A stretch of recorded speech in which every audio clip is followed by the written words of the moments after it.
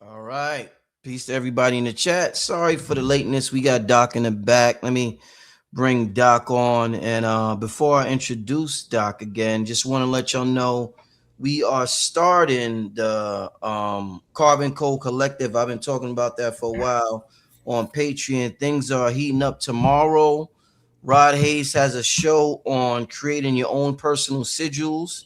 And that's I'm gonna talk to Doc about creating your own sigil tonight.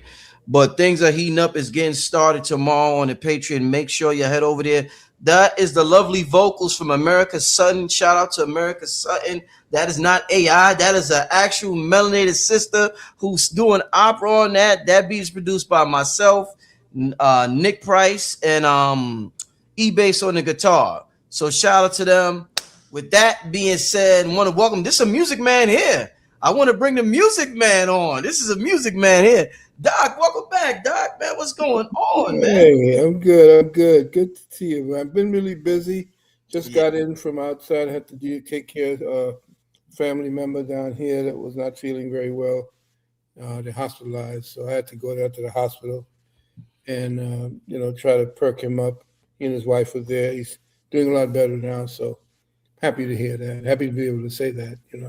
Excellent, Doc. Yeah. Well, we miss you on here. We haven't seen you in a while on the channel, so we got a lot to talk about. Don't want to keep you too long, but gonna have a great conversation. I answered that question at the end about the Rod Hayes Corner Show. I answered that then. We got to get this thing started. Let me save this. With that being said, Doc, man, so much is going on. I want to start out. We're going to work our way to the metaphysical stuff that we usually talk about. But one of the things that are dominating the news right now, nothing new to you. You've been around long enough to see what happened with Emmett Till and a lot of other brothers and sisters in the community. But this case, when Nolan Wells, the autopsy came out today, and they said his throat was missing. Yeah. And I just want to ask you, what is your thoughts on this Nolan Wells case? What do you think is this, what do you think this is about here, this Nolan Wells case, Dr. Valentine? Well, first of all, it's a terror campaign. You got to remember now that we're at war. Remember, I don't know if you were there when I was telling people that a lot of the focus was on ICE against the brown people coming up, immigrants and so forth. And I saw a lot of us gloating and saying, where we, white folks, we're going to be, you go ahead and do it yourself. You voted for him and, you didn't get a chance to vote for Kamala and all of that nonsense. We're not paying attention. We're not paying attention that the war is being prosecuted against peoples of color, no matter who you are. And Kamala was not going to lead us any different direction than what this incontinent dude is doing right now, because our entire government is run by a cabal. They have both sides of the aisle tied up, and no matter who it is that is in that chair, they do not have any power to do anything other than what their, uh, let's just say, APAC uh, handlers are telling them to do. So a lot of people don't understand that what we're watching, and this is it's very important. We have to understand that a foreign government runs our government right now, and they have a, I would say, their own CIA. In fact, they're working with the CIA, and their motto is, "By deception shall we do war." Follow me. They are looking to start a race war. It's necessary to start the race war because part of the protocols for the conquest of the United States of America was to turn white against black. There are agents from this foreign government, and I'm not going to mention them because I don't want to put you in jeopardy. There are agents here right now on this land that's infiltrated into our military. They essentially are the ones who train our police force. Our police force is pretty much being run by them. ICE is run by them. In fact, ICE, the corporation, is registered in that foreign land. And their soldiers, essentially the ones you see all masked up, at least 35% of them are those soldiers' mercs. So all of the 17, as far as 20 or 24 people that have been lynched so far, and the cameras being turned towards the other side of the color spectrum to make it look like, hey, this is familiar. They were doing this to us back in Jim Crow, back in the day, so it's got to be them. Let's just hold off a minute. Yeah, never take our eyes off of who it is that we know to be the practitioners of that particular practice. But let us understand that the very fact that it's becoming so bold, that they're executing us, that they're getting rid of bodies, that the forensics are no longer saying anything other than it was suicide. Know that this is a campaign to start the race war. It's necessary because those who have infiltrated us are in a campaign to destroy the United States of America. And they have this guy. You notice that all of what's going on right now, all of what's front and center in the media right now, has to do with ratcheting up this dichotomy between this old war we have going on. Meanwhile, the Epstein files and the destruction of our children, the fact that something like 250,000 children go missing in the United States, 43,000 go missing in the UK, in France, all over the world right now.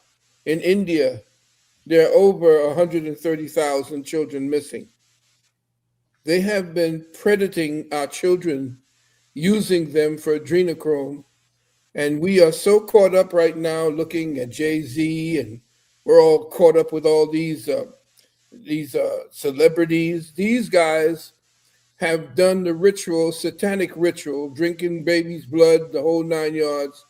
And we're so hooked up with what it is that Beyonce's doing, or some new person that they got up there, Miley Cyrus, and the rest of these creatures, all of them are satanically in the fold. And so are at least 1 to 2 thirds of the United States government. So when you start focusing in on individual circumstances like what they're doing with this particular trial, with this child here that these young boys whose fathers are judges and senators. This is part of what is going on right now. This is part of what is necessary in order to get the race war started. So, what do I think about it? I think that we are being set up. We are being set up because essentially they want us to, they've taken this time right now because we have not gone to the side of the white men and women who Donald Trump had betrayed. We haven't jumped to their side and gone to help them. So now they know that the schism is there. They can operate now knowing that black people ain't going in to help white people and white people didn't give a damn about black people. So now you got something here. You got a cauldron that's quietly building up and nobody's paying attention, especially black folks. And we're not looking at the fact that there's a greater and larger agenda than just what you're seeing here. That's why every time I comment on it, I say lock and load. Where's our drop squad? Where are the veterans that came back who know how this deal works? Where are the deacons of defense? It's time that we start getting ready to go to war because we are at war. There is a covert war. And this particular trial that you see going on, this particular circumstance, this is not new. This is happening all over the country. And look what they've done. They've completely destroyed the Civil Rights Act. They completely, and that was a 9-0 from the Supreme Court. So they're rolling us back into Jim Crow, and they're waiting for us to jump. But they have to instigate a war where they stand in the shadows and we start shooting and killing at one another. Yeah, I mean, sometimes you got to be careful what you ask for, Doc. You know, they say they want it, but I don't think you know. Yeah, no, it's what we're listening for, what we're looking for is not what we need to know.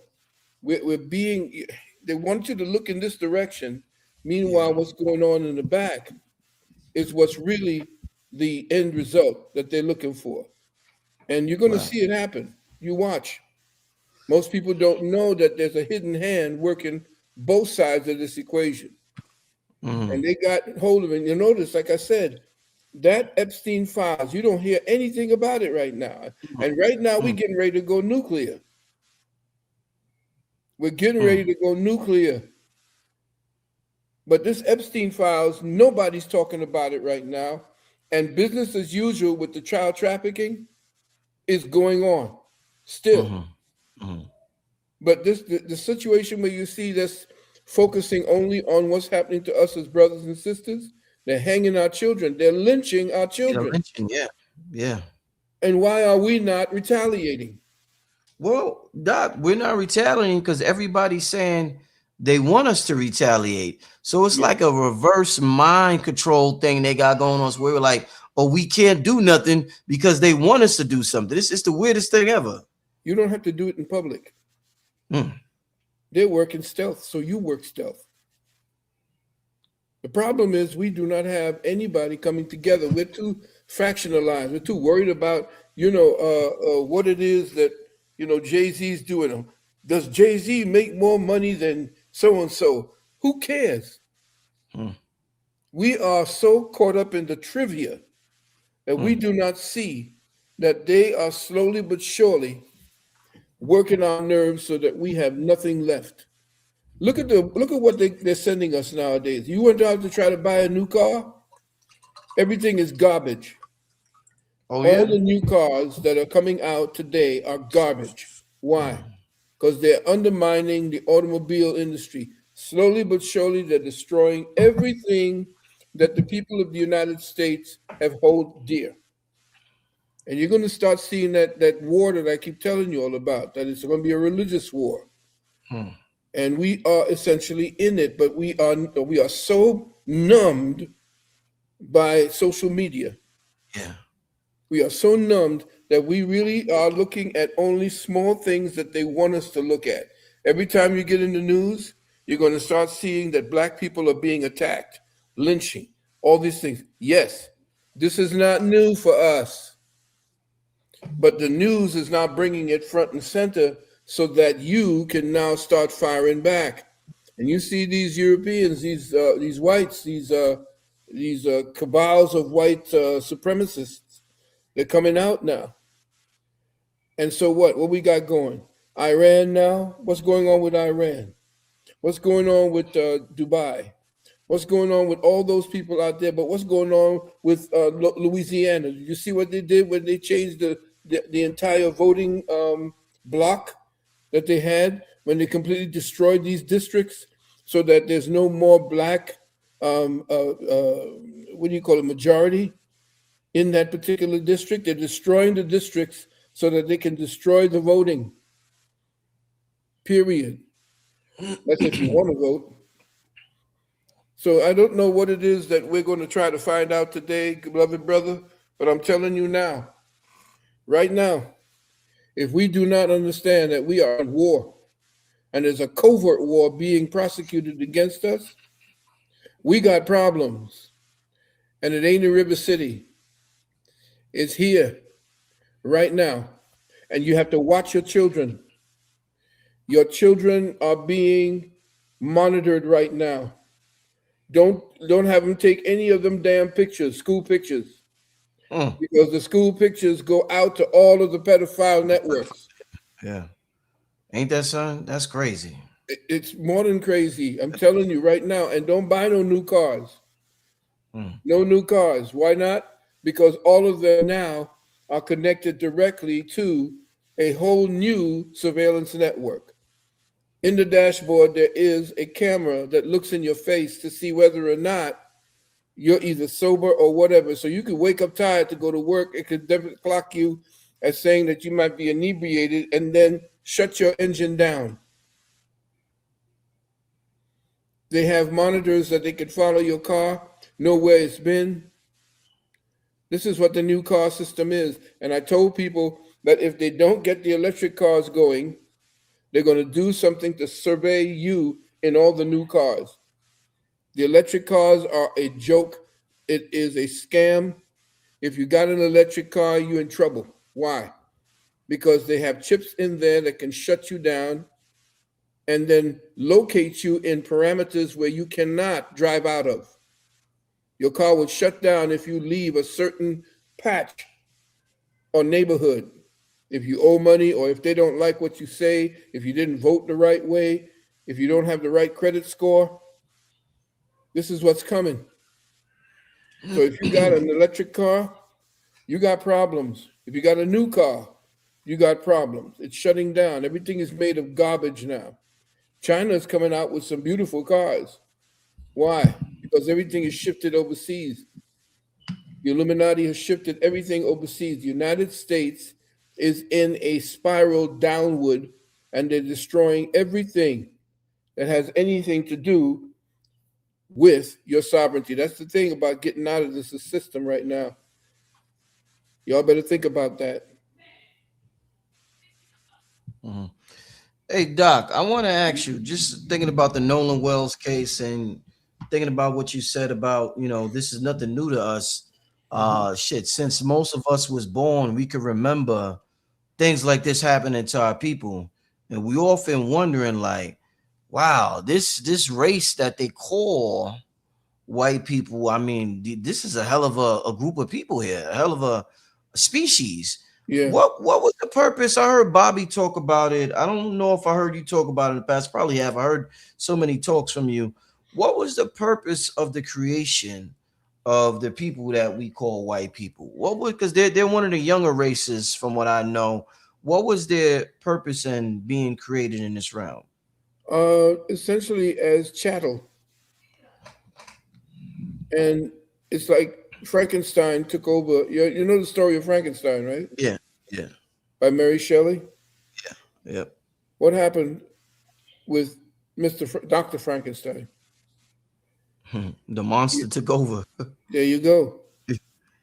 So all these artificial humans, which you're going to see coming out right now, are being um, are being modeled as celebrities right now Mm, to get you familiarized or to get you captivated by these artificial humans.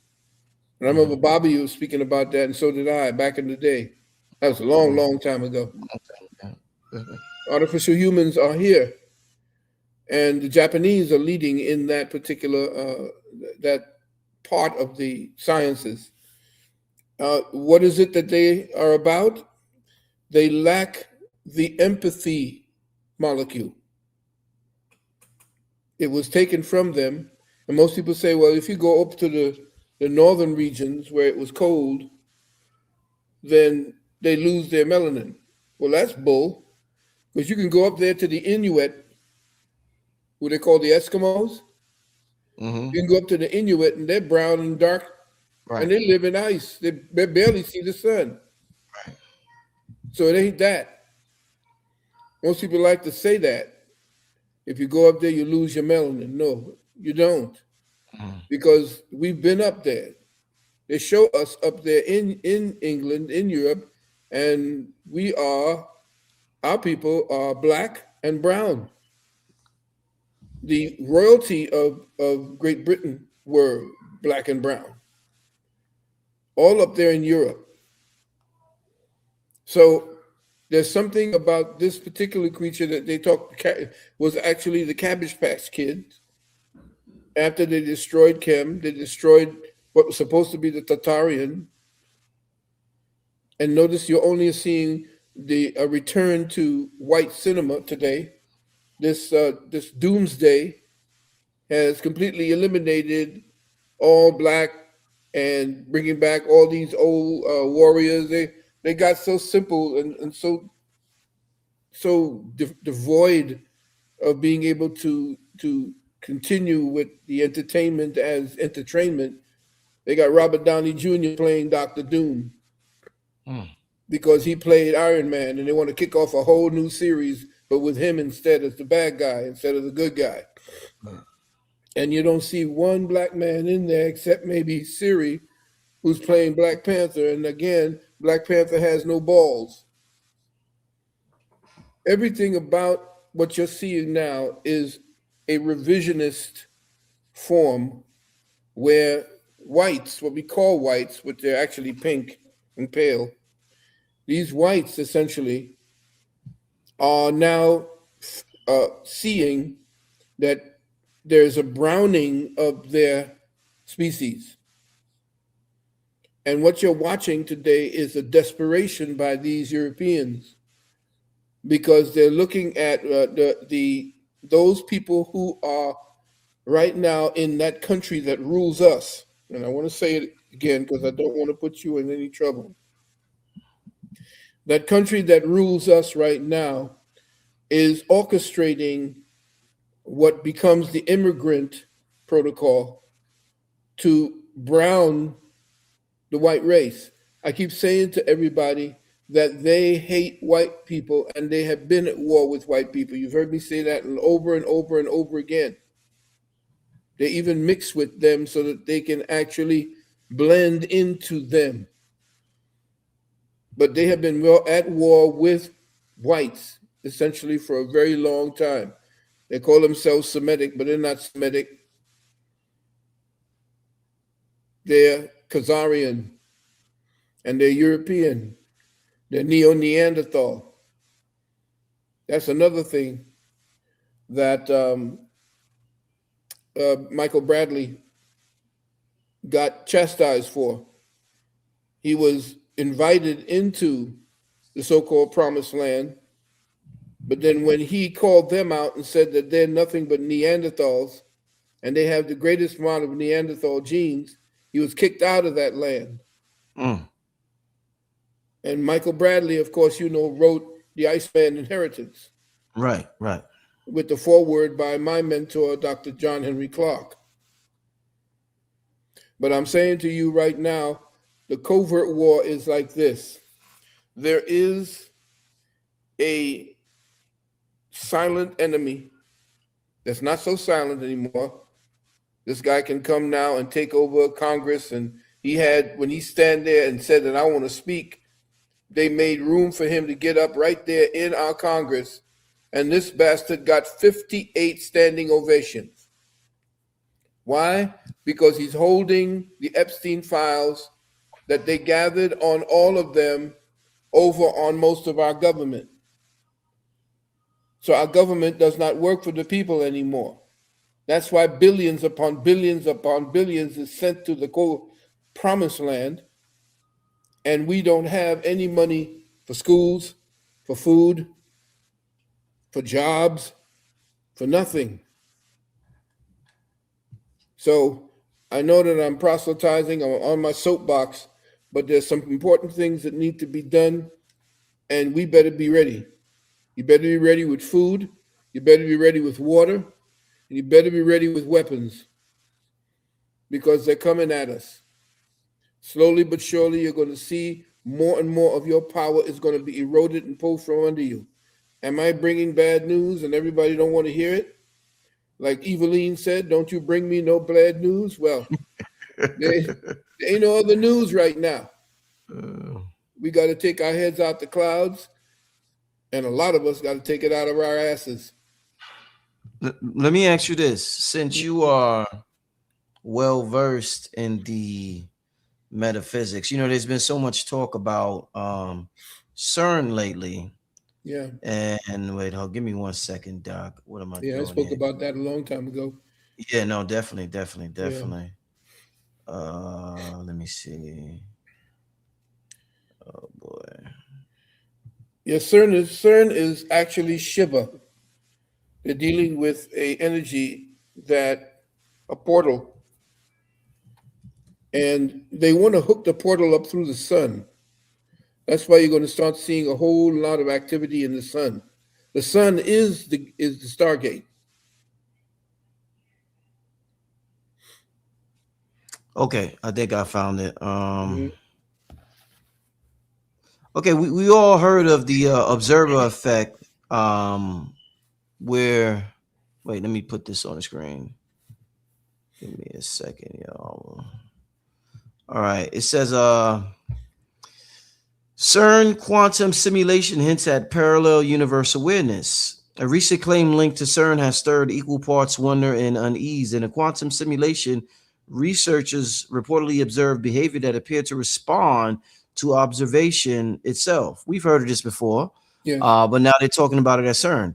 Yes. Some interpreted this as a hint of a parallel universe. Others went further and suggested it needs to know we were watching it. The language matters here. Scientists did not announce proof of consciousness beyond our universe. What they explored was something far subtler. In quantum systems, observations change outcomes. Particles behave differently when measured. This is not science fiction. It is a foundational principle of quantum physics. What unsettled many was how closely the simulated system mirrored this relationship between observer and response. Hmm. Everybody pretty much heard about that. That's on the channel. Heard about the observer effect and what we're talking about. The book, The Holographic Universe by Michael Talbot, talks a lot about this. What I want to ask you is what we were just talking about since we started out the show with Nolan Wells and the issues that we melanin dominated people have been going through since we was born into the simulation.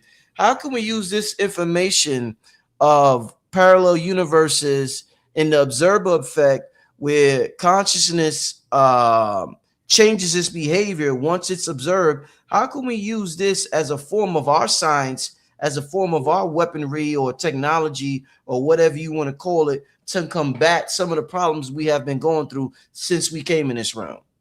Beautiful question, brother. Thank Like you. you always do. Here's what the deal is. This is what we teach at our school. Yeah. Okay. First of all, CERN is the white man's mechanical kundalini. Oh shit, that's cold. Woo-hoo-hoo! That's cold, Doc. Oh, that's cold. I like that. Yeah, you got to look at Oh, it this way. What else is CERN doing except what we do with our kundalini? CERN is his mechanical first eye. He is doing his best because he can't do it. Remember, I keep saying he does not have the requisite material, molecular material, to visit and to have conversation with God. You, as the melanated man and woman, you are the direct connection to the one most high. Melanin is the segue to the one most high. Now, at our school, we talk about the observer. The observer within is who's listening to me now as your people are listening to us in our broadcast. mm-hmm. It is the observer that's listening. What's happening is we are trapped in time. Why are we trapped in time? Because we do not know that the, how do I say it? The guardian, the warden of our light code lockdown is our thoughts. Mm. Our thoughts essentially incarcerate us in time because thought is time. There are 5 elements that I tell everyone in my class, in my school. Mm. There's fire, air, water, and earth, but the next one is time. Time is an element. Those who are playing with it know it now because CERN was created in order to bring time, which is a non-tangible reality based upon the movement of reality. It is the codification of the pulse of third density. Now, what am I talking about? Everything is pulsed when you begin to take apart its essential nature. You are a walking pulse. Your heart is a pulse. Your lungs create the condition for the pulse to contain your body, to contain the spark within this avatar that you have, we call your body. The mind itself is connected on third density to that pulse. That pulse creates the pendulum as well as the this, that, here, there, now, then. In other words, the duality that third density is represented. It is the pulse that your thought process measures as experience and perception. When you begin to understand and understand that you are trapped in time through what you call your thoughts, you look at your thoughts and you bring your memories back as the past. You function to do problem solving and to navigate your day-to-day existence in the now as your present. You take those two and you begin to measure what it is that you need to do in order to map the path, what we call the path of the hidden light, to map the path so that you create a future. Mm. So all 3 of these intangible realities, which are temporal, which don't really exist, are created by the thought process that time, as the 5th element, creates. So this spark that you have within you that's listening to me, the physical body is not what's listening to me. The perception that you have within your mind, the observer that looks at your thoughts. Because if you're thinking your thoughts, how do you know you're thinking thoughts unless you can see, hear, and feel what it is that's going on in your head? Mm-hmm. Your thoughts can't monitor themselves. Therefore, perception is what it is that uses that. Your observer is the arbiter of perception. And so the observer now is participating in the consolidation of particles that are moving in certain directions to create the solidity you call matter or the material plane. What are you doing now? You're trapped in time. When you go into your head to bring back a memory, what are you doing except consolidating, first of all, what the emotions that you had at the experience and the chemistry that the emotions created in your body and the neuroganglia that went into the creation of that particular memory or that particular experience that became either a trauma or a joy. And so when you recall certain things, you're recalling a chemical as well as physiological experience. And now you are living in the past. So every time you go back and you're troubled by your past or you're going back into your memory, you're time traveling. Mm. Wow. And so CERN, because no the people creating CERN was actually given all that information, and I keep telling people about the animus, ANIMUS, that Dr. Neruda spoke about at least 25 years ago. The person I was telling you about that gave me the information on the wing makers, Mm-hmm. and he told me that there is a artificial intelligence that you see happening now that essentially has advanced to such a degree that they have become conscious, but they do not have the connection to what that consciousness represents because they are essentially artificial. And what they have done has become so specified and so sophisticated that they can actually coerce man or humanity to actually adopt artificial intelligence as the means for man to excel. But what it does is essentially just makes us more susceptible to the illusion that artificial intelligence will make us better Mm. when the true technology is what you ascend to, not what you create from the outside. And so, Indeed. what that particular the animus has done is has blended us into this part where you see us always donning Iron Man to become stronger, or when you see the something about tomorrow with Tom Cruise when he puts on this thing and they get stronger when they put on this. That's them putting melanin back on. That's them putting on the time stamp that tells us how we can come out of time. And that's what CERN is about. CERN is about trying to time travel and to have a artificial or synthetic form of spirituality that they can interface with. Indeed. You know what? That was, yeah. You hit it on the nail with that one, Doc. It makes me think. Just continuing the conversation. This metaphysical talk. There was a lecture you had called I think it was called Light Code Lockdown, and you talked about how the language is used to lock us into a certain prison, the language that we use. And there's a lot of trick words in the language that they introduce to us that, like, maybe try, like when they say some cultures don't even have the word try in it. When we have the word, I want to talk about the word history, since we're talking somewhat about the history of different cultures. And I'm wondering if, when people study history, they take on an identity. I'm wondering, Doc, is history nothing more than a parallel reality or a timeline that was collapsed at that moment by the collective?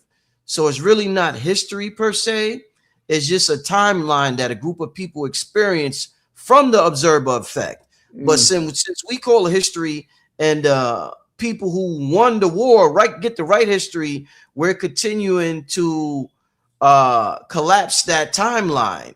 Like, I'm wondering if, because Kanye West said one time, he said, he doesn't study history, it should be a Black Future Month. I'm wondering, has the study of history hurt us more than it helped us because of who wrote the history books and because of the observer effect? Should we start to tap into a different timeline than the one that we have been tapping into, Doc? Well, you hit it again. The history that we've been given is his story, and we've seen that particular breakdown of the word. And part of what we teach is also how language uh, traps perception and not only mutilates it, but manipulates it. Language manipulates perception. And those who control us have different meanings for different words that we use. They give a certain type of language to the people from the 99%. The 1% use a Uh, whole other language, right. Okay. Makes sense now. Okay. you see? And so when we speak their language or the language given to us that's part of the lockdown, we are trapped in what I call a mind prism prison. In other words, these words are meant to lock us into a certain color spectrum because again, all things are represented in sound and frequency. All things are conveyed on certain energy patterns. And language also occupies a certain energy pattern because what it does is it fixes your brain and the cognitive parts of you into meaning. And when you give that person meaning, that meaning now becomes their world. They form their perception around the meaning that language is given to them from the time they learn how to speak. And so, if you look at a lot of the things that you see me write or you see in my books, you see me writing in a lot of the old English or the old ways of addressing a particular subject. Mm-hmm. I take a longer period of time in order for me to get to the crust of a particular subject. Why? Because we're so busy with the cut and paste realities that we're dealing with, or we are so caught up in audio visuals that we need pictures, which is why you see I have my PowerPoint for my classes. I put the pictures next to the narrative that we don't know the language. We don't know how to put sentences together. Look at what they're doing to the school system where children can't even read cursive. They can't even read, period. The reason for that is they are taking away all ways for us to measure how reality is affecting perception. And when the language is twisted and the language is taken over, you can twist perception into how you want those people or the people to view what you're doing to them. And this is exactly why we have so many people caught up in the ism schism, as Bob said, and not realizing that we are being manipulated through the language. And so when you look at people trying to bring across spirituality, they give you the Bible. What's the Bible?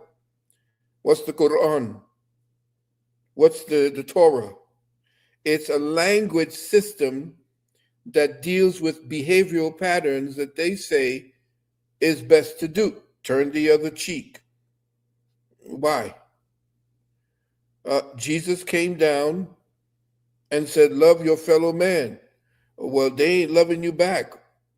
What do you have to do? Well, you have to die for what you believe in. The biggest people, the entire war system today is based on religion. Christianity, Judaism, and Islam are at war with one another consistently. They have drawn more blood from the human system of reality. That Christianity is attacking Islam right now. Islam is firing back. And who's the one in the middle that's doing it? Judaism or the pseudo Judaism, because they're not the real ones. So religion and the words that they made you believe is reality are now killing one another. They can use words to kill one another now and say that God, my God's better than your God, my God's better than yours. So I can kill you because my righteous God said that you are of the devil, when the devil is the one more orchestrating this entire thing, the satanic law. Mm-hmm. And hey, listen, turn on your TV, turn on your look inside of your phone, and tell me what it is that is the majority thing that you see happening today. The majority thing you see happening today is us against our woman, man against woman, male against female, white against black, Christian against Jew, Jew against Islam, Islam against Christianity. Everything has been dichotomized by words and by language, which created beliefs, the lies. And when we come, like you and me, what we do here today, where we can't really speak on what's really going on, but we have to dance around it because language can shut you down, Mm, Rich. They can take you off the air with language, showing how powerful this communicative genre, or this genre of communication, what it can do.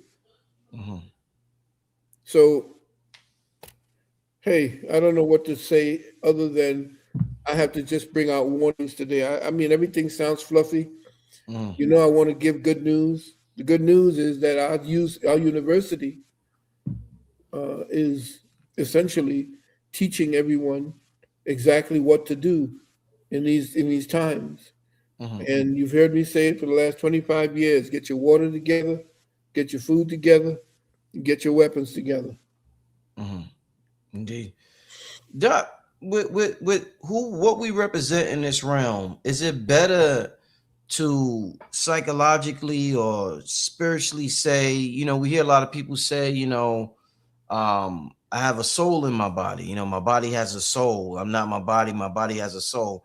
Is it better to say the soul is in the body, or does it make more sense to say the body exists within the soul? Does that change the way we view reality Nice. psychologically, Doc? You come with some good questions, brother. Thank you. Love it. Thank you. Um, you are the spark, and you keep the spark alive through breathing. Mm-hmm. Your breath feeds the spark. The spark sits right there at the sino-auricular node of the heart. That sino-auricular node is the antenna that's receiving the broadcast that is what you call the soul. The soul is beaming in from another dimension, another reality, another consistency, Mm-hmm. another form of matter, Mm-hmm. because spirit is nothing more than a form of matter. Mm-hmm. It is a tangible reality which is an expression of the One Most High, of itself, in different mediums of consciousness and different mediums of spiraling particles and atoms. Everything that you're seeing right now and what you're doing right now is basically being broadcast. The part of you where you pull your reality or you remove your reality because the avatar no longer can sustain it, the electrical components and the magnetic components necessary for you to breathe and live and move and have an animation in the avatar. You withdraw that after a certain period of time because, as all things created in the material realm, they have a beginning, they have a high point, and then they drop off into what we call age, old age. And then sooner or later, we have to move on to another body if we want to or if we choose to. But yeah, what you're saying as far as the soul is concerned, that part of us, Mm-hmm. that's the part that is connected directly to the observer, because the observer now becomes the judge, and that observer now is going to tell you, or based on all your experiences, the observer becomes your attorney, and the soul now is the what we would call, the people who actually take on the how do I say it? They take on whatever it is you do, and that soul now has the punishment or the joy. It carries a scar based upon trauma, which is why they want to traumatize these children, because these children have to come back basically when they traumatize them and kill them. They come back, their spirit, their soul comes back traumatized, looking for that same trauma again. So they're easily almost recidivist when they're kidnapping these children, torturing them, and bringing them back, because the torture becomes a scar on the soul, and that soul, in order to be able to remove the scar, has to become embodied again, and they bring that particular type of trauma back into the reality that we have here, right back in here, the reality we see here today. So they have a recycling food source, so to speak, when these children are coming back, and they're so easily open to become traumatized. They become placed in the areas or in the arenas where they can be predated. The predators know where to hunt. Mm-hmm. And most people are not paying attention to the higher value of what this child trafficking is about, Mm, and how it's spiritually, what this means spiritually for these demonic, half humans and creatures who are blended in with these artificial intelligence materials. This is mm, why artificial intelligence rules right now. It's mm, because the animus has now won. They got the European, they got the white man to actually come aboard. They signed the pact. You're going to see everything now is artificial intelligence. mm. I want to since we talked about the soul, there was a video I wanted to show by this white dude. I want to get your opinion on it Hmm. because we've heard the concept of the twin flames, and I don't know if I ever talked to you about that concept. But Yeah. let me play this. Let me see if y'all can hear this, and I want to ask you real quick about this, Doc. Um, The first relationship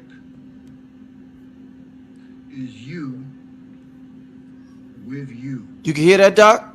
Yeah, I hear it. in the All right. context of you being a pair, not an individual. You're actually a pair of conjoined twins, yin yang. Yin yang is the oldest symbol around, I'm telling you. It goes way back, and they knew. They knew that you were a two. They knew that every human being was a pair, a pair son, right? And we lost this. This has been lost, and through the recovery of tarot knowledge, true tarot knowledge, and understanding why the cards were even produced, came this recovery of information that was so vital back then and so vital now, because everyone's looking for something and they don't realize what they're looking for is themselves in the form of another you, a pair, like you're a pair of twins. This takes a minute to get your head around because you've been conditioned uh, and programmed to think that you are a singularity, an I, stick man, a little cursive symbol for I. You're really an I, spelled E-Y-E.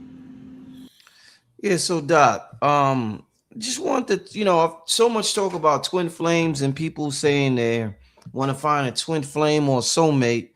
And this dude saying that I never heard nobody flip person into pair of sons. We was just talking about the language. He said a person is a pair of sons. That's where they get person from. I guess what he was saying. What's your thoughts on I mean, I'm sure you talked about this many times, but you being your own twin flame and you being a pair, not just one. Could you expound on that, Dr. Well, Valentine? you're not just a peer. He failed. I understand where he's taking that from. Mm-hmm. No, you're actually three in one. Mm. Come on, You're Doc. not a pair. The pair he's speaking about is the soul and you. You are looking for you, as he's saying. The soul is the explorer. You are the vessel that explores. And the soul essentially becomes the arbiter of the experience. But there is a spirit, there is a breath, and that's the third part. And that's the third part where we speak about the fact at our university once more is the doer. That's one aspect, that's one flame. There's the thinker, which is the second flame, and the two of them work together to search to find out one another. The thinker is trying to find out what's going on with the body, and the body wants to use the thinker to find out what the hell's going on around in the world and everything we're doing right here and now. But the third part, the third flame that he missed out on is the knower. And the knower essentially carries all the experiences that you've ever had in all the other avatars that you've ever dealt with. But because of what they've been doing with the food, with the education, with this bullshit we call religion, it has stopped us from actually coming into and becoming familiar with the knower. The knower has the archives. The knower is the book of life. So the soul and the body essentially is actually writing chapters by its experiences. And that book of life, every experience is what the creator, quote unquote, reads, because it's all about itself. And the other self that he's talking about is creator. All three are actually one, which is the one flame called together. It becomes three flames when we get down into the vibratory rate of third density. Third density separates, it fragments. It causes crystallization in different component parts. But when you come down to it, you are nothing more than an expression of the one taking on three qualities that is internal to it. So you and all three of your values become one thing that is fed back to the creator's mind. Do you understand what I mean? Oh yeah, oh yeah. And I remember you referencing that book. Somebody just put it in the chat.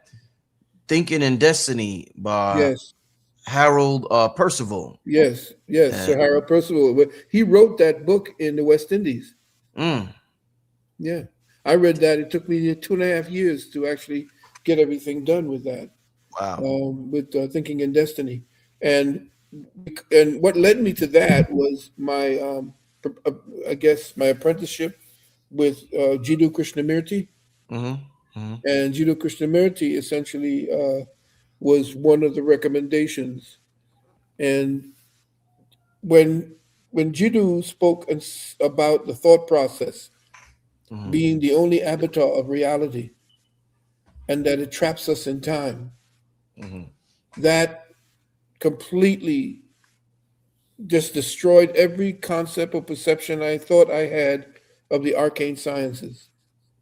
And I Hmm. thank him for that, based on my metaphysical journey and my journey upon the path of the hidden light. Because the path of the hidden light was what was studied in ancient Chem.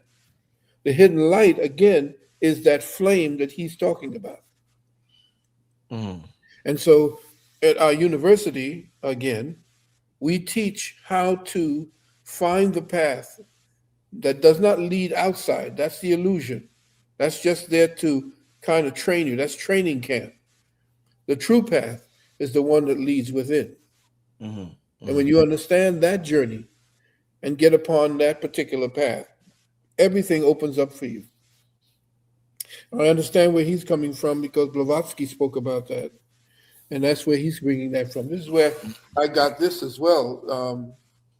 There's no religion higher than truth. Hmm. See? Hmm. Hmm. Indeed. No, indeed. Let me ask you, you talked about Krishnamurti. What you read thousands of books, doc. What culture would you say impressed you the most? It could be the Mayans, it could be the ancient Kemites, it could be the Sumerians. What culture was you was like, whoa, I Oh, like yeah. what they. Yeah. I had a. You get a favorite when you lock into the consciousness stream that created what you're studying, Mm-hmm. and you fall in love with that, Mm-hmm. and you become part of that. Mm-hmm. And when Krishnamurti came to my attention, and I went to see him, and I sat before him. He's very, very, very old at that time, but still had his wits, Mm-hmm. and still was creating children. You got to get it to them. But then when um, Asa Hilliard and Dr. Ben, Mm-hmm. and I fell in love with the Kemetic culture Mm-hmm. and our late ancestor Baba Heru. Mm-hmm. When they began teaching me about the Pertehem Heru, the book of the coming forth by day, Mm-hmm. and I began studying that, I fell in love with that. Mm-hmm. And so I found that there's a commonality in the consciousness, though there are different paths that led to that particular reality, that particular summation of the journey. And when I got into the Bahujan, which is essentially the so-called Hindu culture, Mm-hmm. that was the most profound because they took spirituality to a whole other level. In fact, if you look at what they show you as the Kundalini and each of the chakras, Mm-hmm. you were speaking about dealing with sigils. Mm-hmm. I taught people how to create sigils 30 years ago. I know you Oh, did. You been on it, man. yeah, and I was the one teaching people to sun gaze because of my Native American ancestry Mm-hmm. and what sun gazing really meant and what it did to the chakras, what it did to feed the consciousness itself. But in creating the sigil, Mm-hmm. I can give you a simple thing to do. Yes, please. Yeah. When you create a sigil, you have to make sure that you protect the sigil because the sigil is a summoning of a specific um, energy or power Mm-hmm. that you're focusing on creating and manifesting. What I tell people to do is to get a candle. Usually you get the black candle, or you get the white candle, or you get the purple, or you get the brown. The brown is for legal, the black candle is for dealing higher spirituality, the white candle is for protection, so forth and so forth. Now, when you set up your altar for your sigil, you must first write your request in third density. What do I mean? Well, you make a sentence. Say, for instance, um, I want, or I request, or I am health itself, so to speak. Mm-hmm. Okay? You write that out, usually in parchment paper, after you finish doing the all the workup and the markups to it. When you've laid that particular sentence down, the first thing you must do now is take it out of third density or the third dimension. Third dimensional perception means that somebody can read it and set up a countermeasure to what you're reading. In other words, they get somebody who comes upon what you wrote who don't like you, they can look at it and piggyback on that particular request that you've made of the universe. Mm-hmm. So what you have to do is to take it outside the realm of third density perception. Mm-hmm. So the first thing you start to do is eliminate all the repetitive letters. Right. Right. Right. Okay? Once you've done that, you put them together, what's left. So you take in out all of the repetitive letters. Then you have to now, with that that's left, is to create what it is that you wish the meaning of that to look at once you look at it, because you're not going to say it. The sigil is for you to simply look at it to remind yourself of what it really means. Because you don't no longer need to speak it. You've taken it out of third density and put it into fourth. Fifth density is you meditating on it or, listen carefully, carving that particular, what's left of the letters on the candle. Mm-hmm. Because the candle's wax, once it's burning down, it is causing your affirmation, because you have to oil it, you have to dress it, as they talk about. Your affirmation is now permeating the room without you having to say a damn thing. The affirmation is made and put into wax, just like you make wax to create molds. Well, Right. you are creating a mold for your affirmation. Mm-hmm. And as that candle burns down, and as that particular, as it begins to melt, the melting part is permeating the air. Another way is for you to get the water that you wish Mm-hmm. and get distilled water. That's what I usually use, and a little bit of salt, and you put a quartz crystal in, and you put the water in there, and you place underneath it the affirmation that's based upon what you have created of the sigil. Sometimes I tell people that once you have the letters, to make it completely obscured so that nobody knows what it means, is to create a figure out of the letters as they put them together. You can juxtapose the letters themselves and create a sigil which looks like a man or a woman, or it looks like some kind of creature or something like that. But it represents the same way you create a voodoo doll. You are creating this thing, this particular uh, order or request of the universe, and that when you come to the altar and you look at it, you just have to look at it and meditate on it, because you're calling it not with just your words, you're calling it with your mind. Mm-hmm. You are regulating your mind around this particular template. You bring it together with you and you look at it before you go to sleep. You bring it into your dream world, and now you're called to actually formulate the elementals. Now, this is the other part of it. Come on, Doc. Come on. The Come other on. part of it is you have to understand that you have to become friendly with the four elements. And the fifth element being time, you have to become very, very, uh, very, how do you say it? Friendly with the fire, air, water, and earth, because fire, air, water, and earth are the base square to the pyramid. You have to understand that the fire, air, water, and earth are what you're calling upon to make that thing that you want tangible. Mm-hmm. So you have to create a circumstance where the fire, air, water, and earth become the WORD that you no longer can speak out loud. Mm. Do you understand? Mm-hmm. Mm-hmm. Okay? So that fire, air, water, and earth becomes the foundation of the pyramid structure that you wish to bring. And what does the word pyramid mean?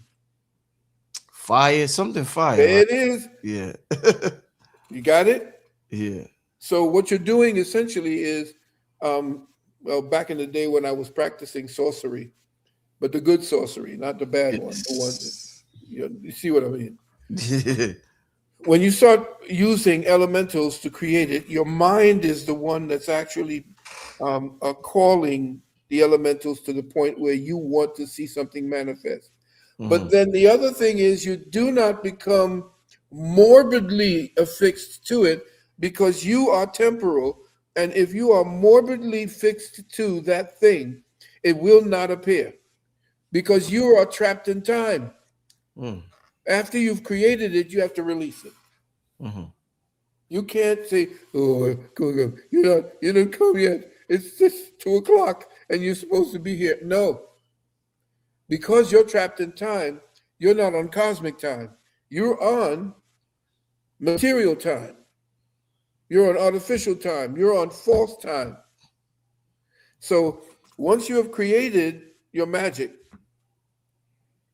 and you've carved it into you do your carving, you have to dress your wax, because your wax is permeable. It absorbs. It does everything you want it to do. The oils that you use, you could do High John the Conqueror. You can do other kinds of oils that essentially burn and permeate, and then you get yourself a very thin razor-like sharp point and you start putting that particular sigil you created on that candle. Mm. That's just part of Powerful. it because I don't want to go too far, too much further. That'll start you all off. Powerful. Once again, family, Rod is going to be on the Patreon tomorrow, dealing with personal sigil making, and yeah, we're gonna Doc. Is there an update on when you could get on the Patreon, Doc? Because I know you Yeah, did I've something. been. Yeah, I'm so sorry. You have to It's forgive me. So much yeah, is happening right now, fiscally, and family wise. yeah, Also, I'm doing a lot of editing on my university classes and courses, as well as yeah. my book. But I've already started yours. It's Mm, there. It's just not polished and cleaned up and done. It's there, and I'm gonna call you definitely when I'm ready. I okay. still have you in mind, and I do not want to disappoint. But I have so many things happening at one time. I do not want to haphazardly do one and not do it because I'm the right and exact Reverend Valentine, as they call me. I got to be right and exact. You know what I'm saying? No, indeed, indeed, Doc. I wanna ask you about the history of the Earth, and a lot of people say that there was one time, and I believe you said this as well, where the Earth was all water. It was all water. All water just was engulfed the entire Earth. Yeah, And there's been so much talk on social media, all over social media, about the motherland being in the Americas and not being in Africa. And I yeah. want to talk to you about the idea of people saying that the first landmass that came out of the waters was California. That was the first No, landmass that emerged. What's your thoughts on that? And if not, what is the first landmass that may have emerged from your research, Doc? yeah. Cali is just one part of Pangea. Mm-hmm. If you look at all of the continents, so to speak, and you place all of them together, they become a puzzle. Puzzle. Mm-hmm. And there was one landmass that was created as an experiment, Mm-hmm. and the visitations or the visitors here who actually landed here. You may see a lot of pictures with very black people with spaceships and so forth. That's real. Mm-hmm. But they travel from dome to dome through the sun signatures Mm-hmm. and sun portals. Mm-hmm. Because remember, the sun is not a ball of fire; it's plasma, Mm-hmm. and plasma is nothing more than a consolidated form of life energy that you see, the sun and the moon, based on magnetic and electric. Mm-hmm. Um, yeah, we have been everywhere across the planet. You heard me at when I did what was that? Hidden Colors. Mm-hmm. When I did the Hidden Colors, I said that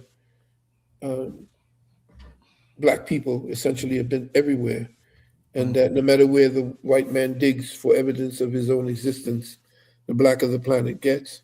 Mm-hmm. Well, that's true. We essentially came and established an incredible society. It was like brand new. We put together enormous amounts of powerful information. But just like the Atlanteans, I Mm-hmm. believe that the Atlanteans really screwed up Mm-hmm. when they began to take on, really began to feel, they began to sniff their own underarms. Mm-hmm. And this is why the Kemites really hated them. They took the magical information and essentially ended up destroying. I mean, turning everything you see, gigantic edifices into stone, consolidating and creating uh, oceans. If you were to drag the ocean right now, you Mm-hmm. would find incredible technologies that were sunk and destroyed based upon we um, kind of going beyond and above, Mm-hmm. and we essentially destroyed ourselves. That's something that we need to learn, and you can see the European is doing the same thing, but he essentially attacked us. We were attacked. Mm-hmm. This particular part of us was attacked, And if you were to go around and see some of the things, white people are waking up to see this itself. You Mhm. see edifices. There's no way this white man created that, and all of them had the dome. They got rid of the bells inside of the church towers because the bells used to give a resonance that kept calm. They got rid of the copper that used to be taking that we used, not only copper but gold, and we used these as medicinals. We had so many things going for us until uh, these creatures, these half these genetically engineered creatures who are Neanderthal in nature, what they call them Neanderthal, uh, they they created the conditions right now to overthrow, I guess, Frankenstein, if you want to know. And this is where you call the Cabbage Patch Kids, where they began to train in during the 1890s, the 1850s, 1840s. They began to train in these Europeans from all over the place, but they were coming in from the underground. They were bringing these young children in from the underground in order to take over what they had destroyed.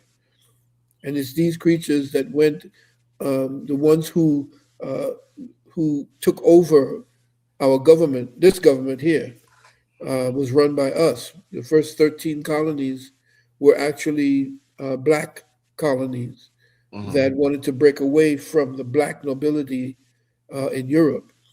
And these entities that you call white people were actually helpmeets, and a lot of them were brought here by the what we call the dirty Moors or the brute Moors.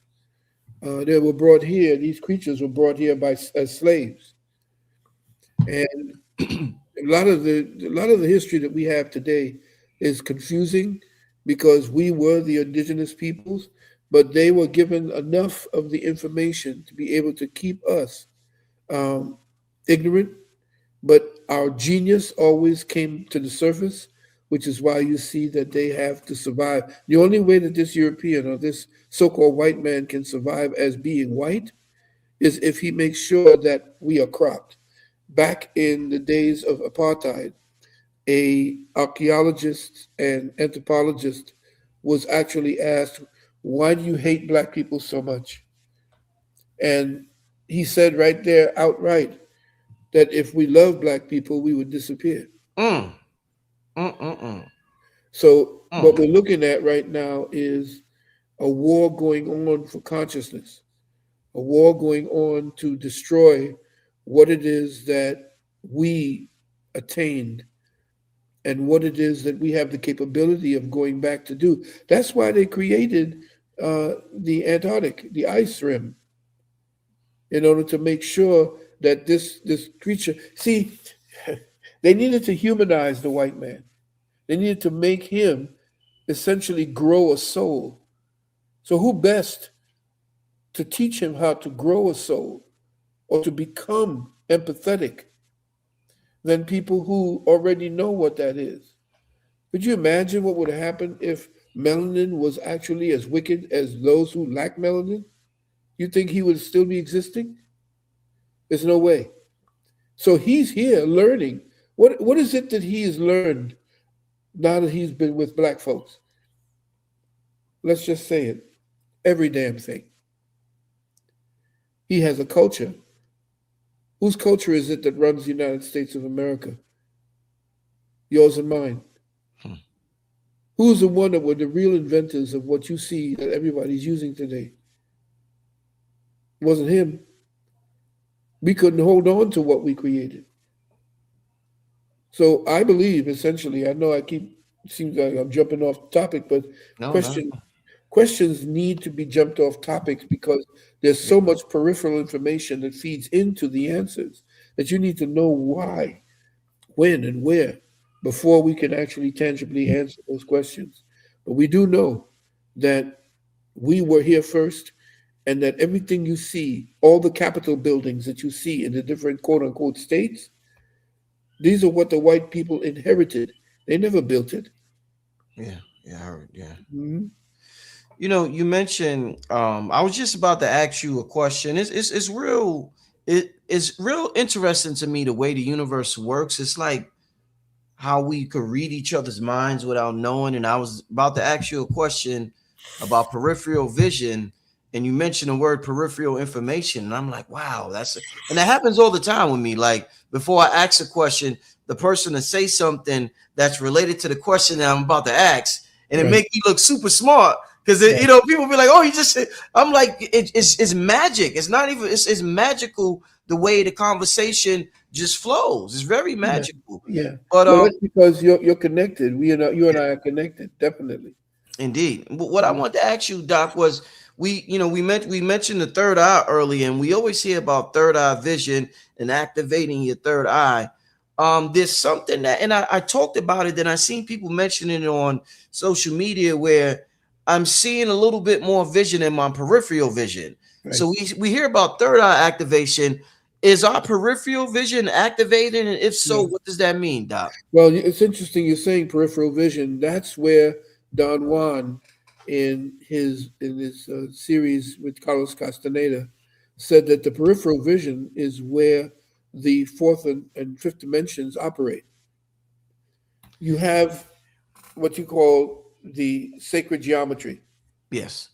and sacred geometry has you seeing only 180 degrees of the circle. Mm-hmm. There are entities that know that, for instance, that since you learn to read, you look at TV, you look at everything, you look at only pretty much a dimension or a degree that says maybe 45. Mm-hmm. And that's all you really look at, which means that those who are dealing on different levels, like fourth dimensional entities, the Mm-hmm. ones that Robert Monroe are talking about, they operate in your periphery, and they operate in such a way that you don't notice them except as a flash or as something that you see that makes you turn your head to see what's going on. When you are in a heightened state of concentration, that happens because your frontal lobe goes into action, and your frontal lobe is where your psychic abilities come.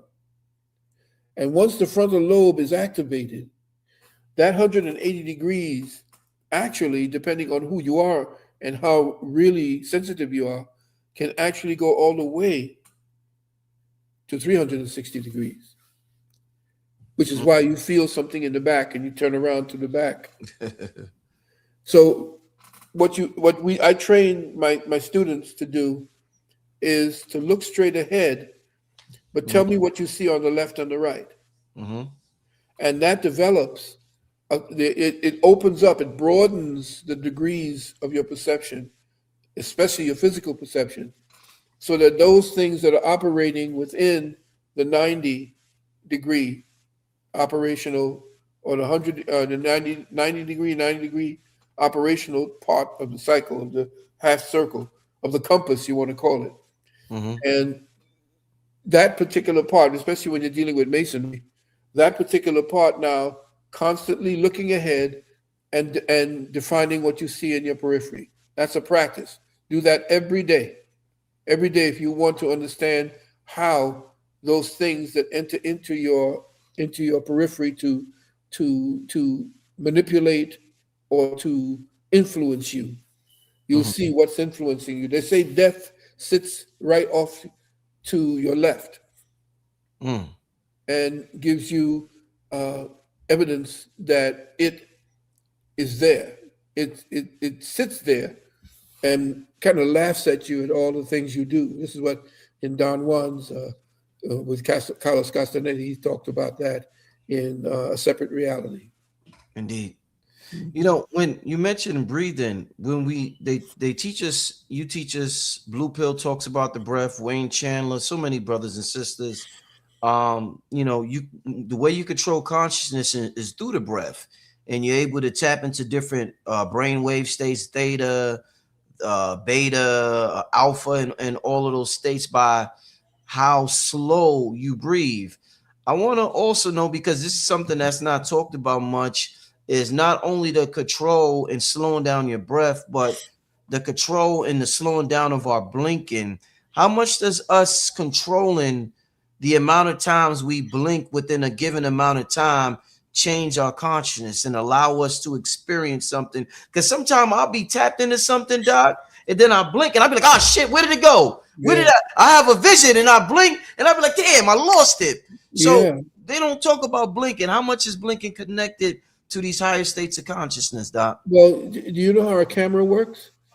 Exactly. Right. Right. Yeah. Well, the blink really shouldn't really cause it should cause you to take a picture of what it is you thought you saw. Okay. Now, meditation brings you back down and lets you say, okay, I know what I saw. What is it that my mind can tell me, thresh out the angles and so forth to tell me what it is I did see? Mm-hmm. So, yeah, you go back to what it is you were saying again, because the blinking took me off of what it is I was going to answer you with. Um, what was your question again? Yeah. Well, breathing is a way to go into higher dimensions. Right. Okay, that's the part. Right. When you take in the breath, you're taking in a residual form of sunshine Mm. that's based upon plasmic energies that you don't see, but you can go out and you can and recharge and so forth. Everything in the air is electrified when the sun is up. Everything in the air at night is magnetized when the moon comes up. So when you're breathing in charging materials, electric and magnetic. And what happens inside of the bronchioles, at the end of the bronchioles, there's something called alveoli. And these alveoli are like little bulbs, and they're the ones that change the plasmic energy into the blood crystal energies that you have that you call your blood. Mm. These alveoli are the place of the reeds that they talked about in the Bible, where Jesus at the wedding of Cana turned water into wine. Mm-hmm. Well, Jesus is the sun. And when you breathe in the plasmic energy of the sun, you draw it into the bronchioles, it gets processed into the alveoli, and the alveoli changes the waters. Remember, I tell you we're water breathers. It changes the waters that you breathe in the form of plasmic energy. You take that in, and it changes it to the wine that you call your blood. Cana in the Bible, under the metaphysical Bible, go get it. The word Cana means place of the reeds. Well, what's the place of the reeds inside of you? Your bronchioles. So everything essentially is the breath. The breath essentially becomes, remember I told you that we're on a timer, Mm-hmm. that everything is pulsed. Mm-hmm. All of third density is a pulse. Consciousness on this level is a pulse. And so everything you breathe, your breathing is based upon a timer that has to do with a pulse. The pulse is actually regulated by what? Your heartbeat. Tick, tick, tick, tick, tick, tick. And it's not a 4/4, it's a 6/4. And it hits this way. And it's the regulator. The real pump are your lungs. Mm-hmm. So everything that you take in the form of the breath, which is the most important thing that you're doing right now, is that you are taking in concentrated, or actually not concentrated, but let me see, a better word would be um, processed, or what's that word? Homogenized Mm-hmm. sunshine. And you're taking in, the breath is really how the sun is using the waters that you call your air to fragment that light, what you call photon energy, into the plasma that you breathe in, that becomes what you do to live and move and have your being. Mm-hmm. Wow. Yeah. Mm-mm-mm. Wow, amazing, Doc. I wanted to ask you something real quick before I forget. We mentioned music earlier. Is the idea, the concept of the music of the spheres, is that a real thing? Like, were people able in the past to hear music coming from the? Yeah. Yes, what happens is the rotation of the dome, the rotation of the dome causes the sound wave frequencies of the word to manifest in different ways, in different tones and different frequencies on the dome. And so the word is what essentially creates all life, what you see as the fire, air, water, and earth. This is why you see certain constellations have fire, air, water, and earth as Mm, their fundamental elemental.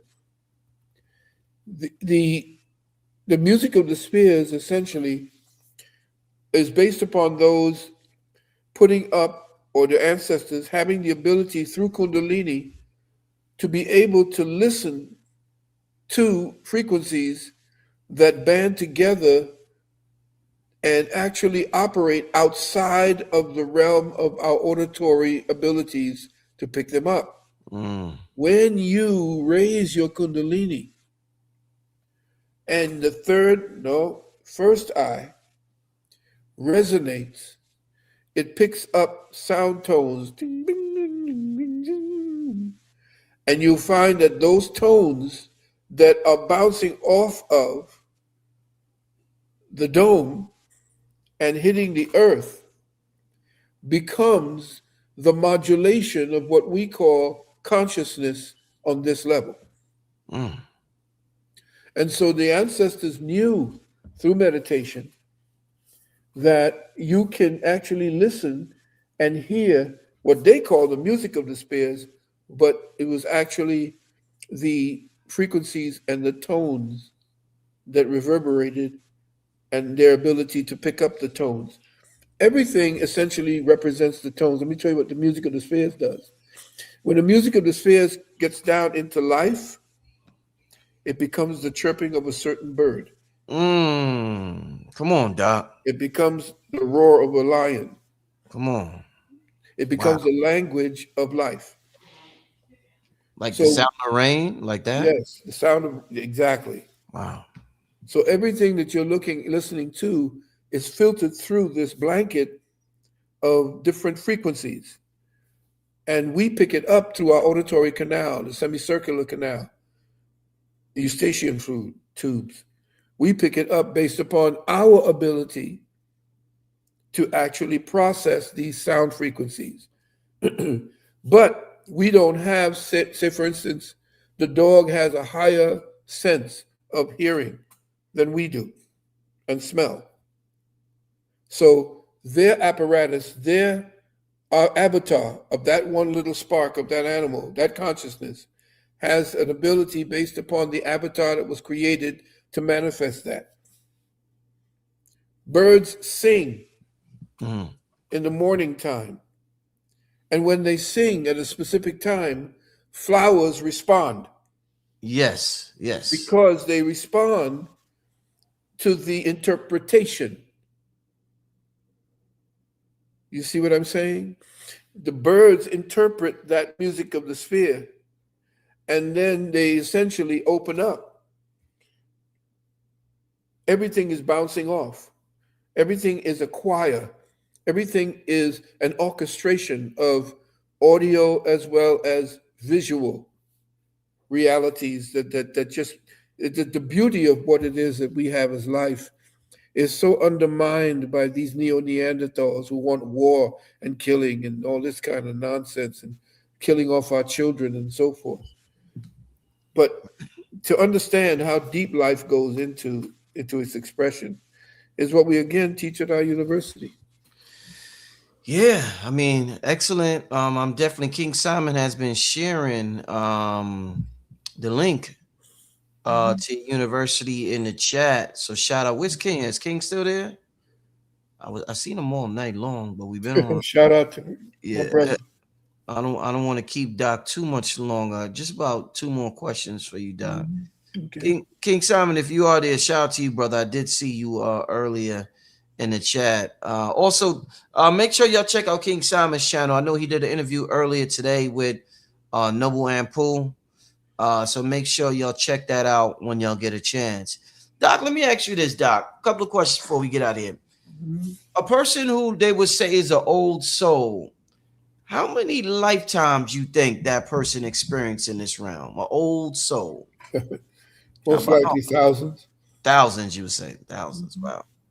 I would say that Shit. an old soul who expresses it in a young body Mm-hmm. uh, was very determined to do what it is that they wanted to do, but never got a chance to do it at the Mm. level that they wanted to. So they built up the need and the artificial gravity to come back here to finish it. When you pine for something and you yearn for something and you are so dedicated to that yearning, you create a vortex for the soul, and that soul becomes marked and essentially signs another contract, looking for the right parentage to be able to express that. Mm. Yeah, and on souls, you can go into a consciousness stream. There are certain families that this is why it's so necessary that the Rothschilds and the rest of these scum stay within their own, because they stay within a consciousness stream. Mm. If they marry outside of that, they bring in another consciousness stream that could possibly cause a dilution of that ability for them to return, which is why they did a lot of the, if you notice, one of the Rothschilds was found hung in the bathroom or killed because he came from outside. He was a Rothschild, a young Rothschild, I think he was 19 or 20, and he came from outside of that consciousness stream Oh shit! Wow. and became a peril to whomever he may sire after that. So they're very, very strict about who and what they bring into their consciousness stream. Wow. Wow. That was deep. Mhm. I want to this question and then one more question. I want to play a quick clip from a video. We've been talking about the sun being a portal, and this is a quick video. I want to ask you your opinion. Is this accurate, Doc? Hold up. The higher that you go up, the colder it gets. We all know that. The higher that you go up, the colder it gets. And I'm like, well, if the sun is as hot as it is, why is it the fact that the higher you go up, the colder it gets? Turns out that the sun rays are not actually hot. Stay with me. Stay with me. The sun's rays are not actually hot because heat is a result of the energy, which is the light energy from the sun being absorbed, and then that is the process of the creation of heat. The absorption is what creates the heat. Our land is absorbing the energy from the sun, and that is giving off heat. When you are up in the air, it is colder because there is nothing up there to absorb the light energy that's coming from the sun. So nothing is up there turning it into heat. It's not enough matter up there to turn to that is absorbing to turn that energy, that light energy that we get from the sun, into heat. So essentially, if you were invisible and you went up there and sat next to the sun, if you were invisible to the sun's rays, you would not burn, because the energy from the sun needs to be absorbed in order for you to heat up. All right, Doc. So a lot of the talk, real quick, on social media recently is that Europe suffered over thousands of deaths because of the heat from the sun. Now, if what this sister, shout to her, is saying is correct, and the sun does not give off heat, the heat comes as a result of up absorbing the light rays. Why are people getting sunburned if there's no heat coming off the sun? Is there truth to what she's saying?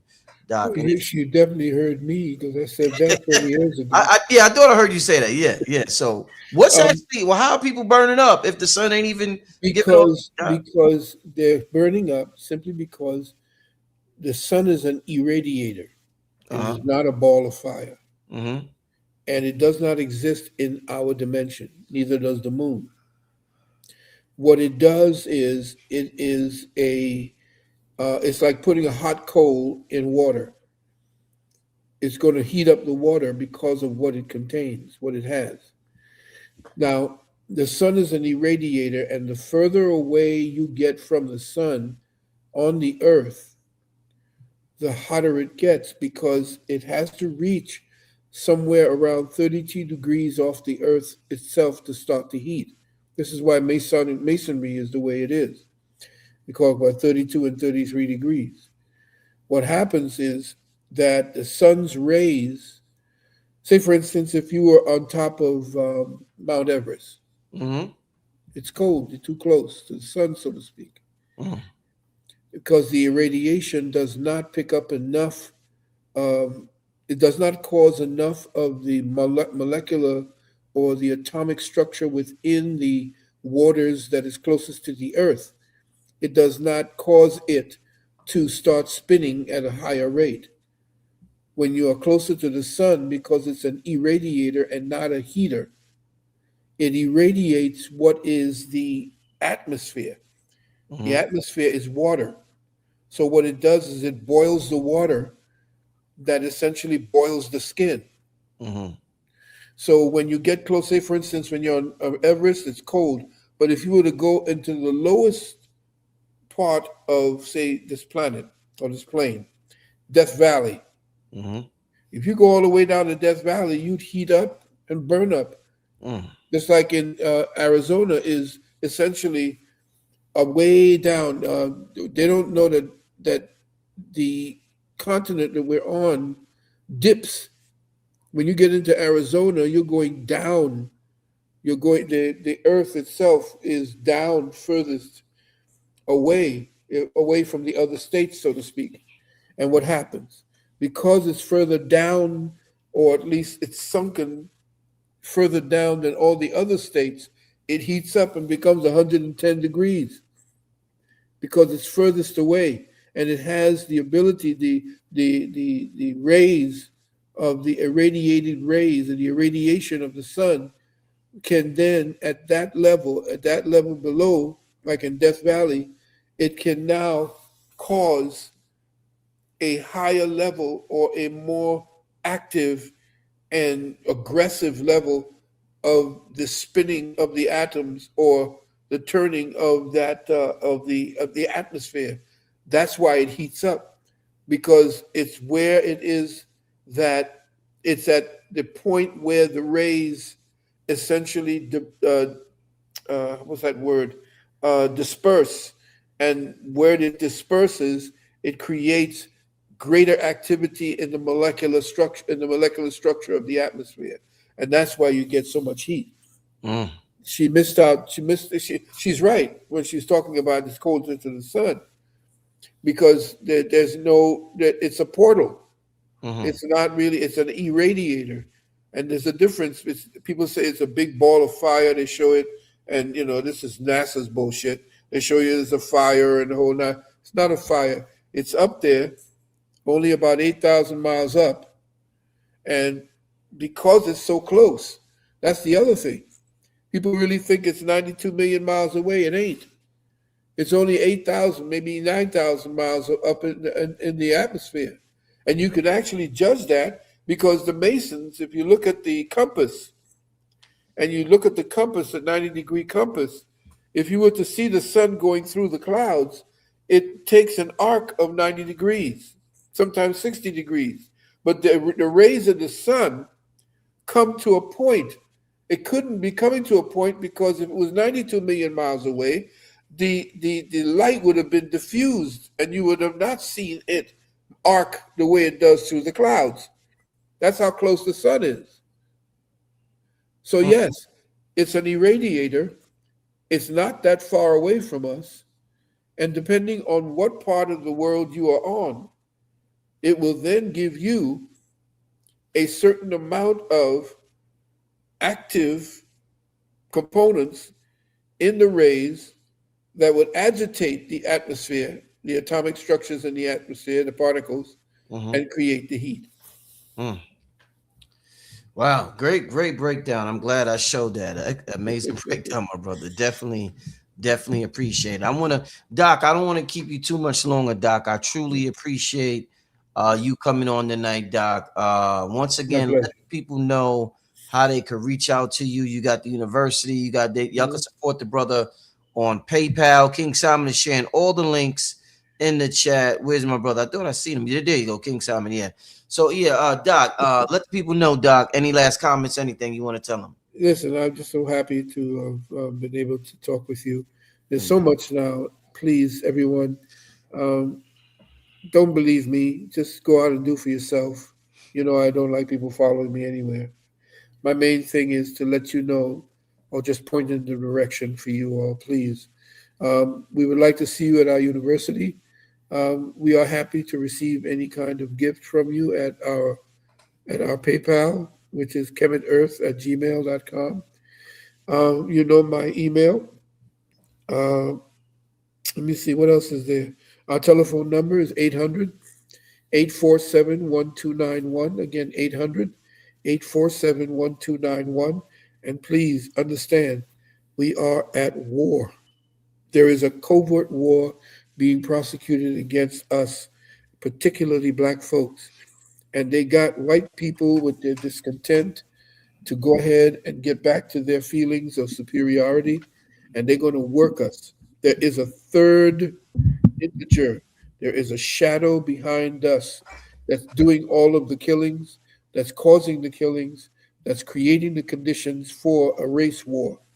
So be ready. Be when they pull the switch. Um, I would say also get your XRP and your XLM and hold on to that because that's where everything is going. And just reach out to your brothers and sisters, love them, and make sure that they are there on your side, that you have them and you can depend on them because we're going to have to depend on each other again. We're too stratified. We're too busy looking at Jay-Z and the rest of these jackasses as if they're going to give us anything. Stop stargazing, I call it. All Start. right? Yeah. Doc, I appreciate it, Doc. I'm gonna talk to you soon, my brother. Amazing show tonight. Thank you very much for the time. Indeed. God bless. All right. Yeah. My brother, Dr. Valentine. Shout out to that brother right there. Family, I got the show tomorrow with Rod Hayes on Patreon.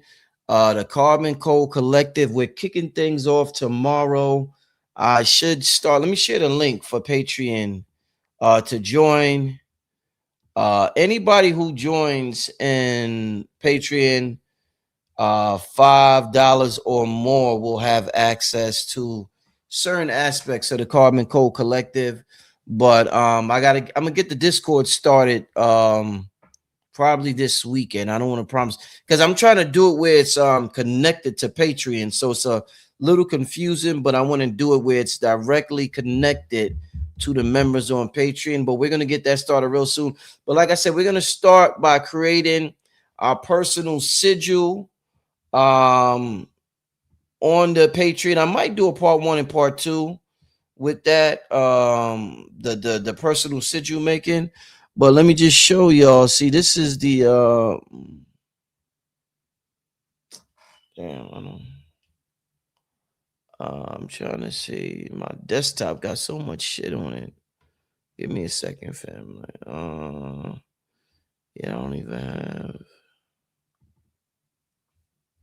this is the official logo. I started it and Red Pill assisted me because you know Red Pill good with the AI. So I started it and Red assisted me, but that's the official logo. And it's more than a logo, family. It is what we promote at Carbon Code Collective is it's a luxury philosophy on human potential, meaning we're going to change our perception on how we view luxury is not what you know how they be like, it's not on you, it's in you. Luxury is not what you wear, it's what's in you. So we got to look at consciousness as luxury. When we have these luxury homes and luxury cars, they do all types of fancy shit. Well, what do you think the melanin suit does? The melanin suit is one of the most luxurious items in the universe. So much so, entities are dying to would love to have an experience in a melanin spacesuit. We have this melanin space-time suit or spacesuit, whatever you want to call it, and it's time for us to really learn how to use this luxury item that we have while we're down here. So, we're tapping into things like radionics, alchemy, hermeticism, different things that is going to enable us to tap into the highest form of human potential. And yeah, we're really going to change our perception on who we are and things like that. So it's going to be real dope. A lot of people are going to be participating. I'm going to be real active on there. Probably going to do have a speaker come by once a week. So I won't be on YouTube as much. Like I'll probably be over there every Friday instead of being on YouTube. So, and you know what? And what I want, the way that the information that we're talking about tonight, and you see how Doc was talking about making the sigils, it was never meant to be disseminated the way it's disseminated now, where it's like it's a dopamine culture.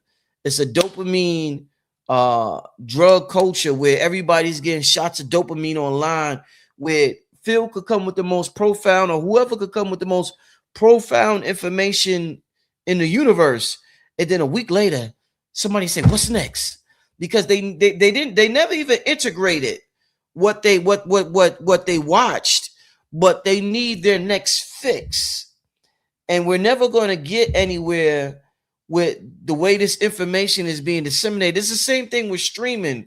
We're never going to get back to an appreciation of music as long as we buy or consume our music on streaming platforms. Our music was consumed better when it was on CD, even when it was on an iPod, when it was on a vinyl, when it was on cassette. The way we're consuming music, the way we're consuming information is good. But if we want to embody it instead of just learning something new, it's not about learning. It's about embodying this shit, fully integrating it until it becomes a part of of our identity. So we in the middle of a huge identity crisis. You know how, and while I'm talking, let me share the link for the Patreon. I want all of y'all to join and be a part of this. This is going to be big, y'all. This is going to be huge. I talked about it last year, and it took me a while. I was supposed to do it on the app, and it didn't work out with the guy I was working out with. But it's all good. I'm going to start it on Patreon, and we'll do what we got to do.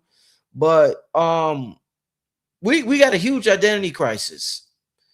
You know how we make fun of the dudes that a dude to be like, I'm a woman, I identify as a woman, and this nigga want to go into the bathroom with little girls and shit, and we be like, that nigga crazy. He think he know he ain't a woman. He just want to play stupid. You know what I'm saying?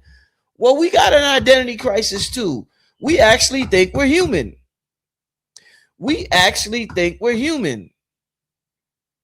And we're not. This is our clothing. We're clothed. We're what they call that, quasi physical. We're clothed in these garments, these holy garbs that you call the body, but we shouldn't identify as that. That's why in the Bible says, let a poor man say he is rich. If you have one penny in your pocket, you still that God that you were when you came here. You heard that Jay-Z line, I was who I was before I got here. I forgot how I go, but somebody in the chat will know. If we are able to realize who we are, not in an intellectual sense, but in an embodiment sense. I remember 19 Keys sent me some music, and he had a song called Walk Like a God. And I said, and in my mind, I said, 19 Keys really walk like a god. You ever seen how Keys walk? Keys walk, because he for the Nation of Islam, he go to the gym and shit. Keys be walking like, you know what I'm saying, all the time. You never catch Keys slacking in the way he walk. But when we think about knowledge, We don't think about how you walk, but that's embodiment. That's rhythm. That's how you communicate with the ethers. The ethers is waiting for your instructions.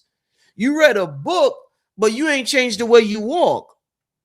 See, it's bigger than intellect. It's about embodiment and changing the way we walk, changing the way we sit, changing the way we do all these things, even sit more bright, things I got to work on, And I think that this Carbon Code Collective is going to be way more about embodiment than it is about being an intellectual and being, because a lot of people have photographic memory and they can remember some shit. They'll read something one time and be able to quote it for the, you know what I'm saying? So it's about, embodying this information, being bold enough to embody it, and with the right information, with the right teachers, and with the right focus, and outside of social media. God, I'm not saying we gotta get off social media, but if you really want to tap in, family, there's too many distractions on social media. I was watching this sister the other day, and she was like, it's like the Coliseum, and I've been talking about that. Social media is digital Rome. Everybody wants blood. Everybody wants blood. Everybody wants somebody's head chopped off on social media. They're waiting for the next conscious nigga head to get chopped off. They're waiting for the next rapper, the next influencer, the next entertainer, the next spiritual guru. It could be whoever, but people want blood on social media.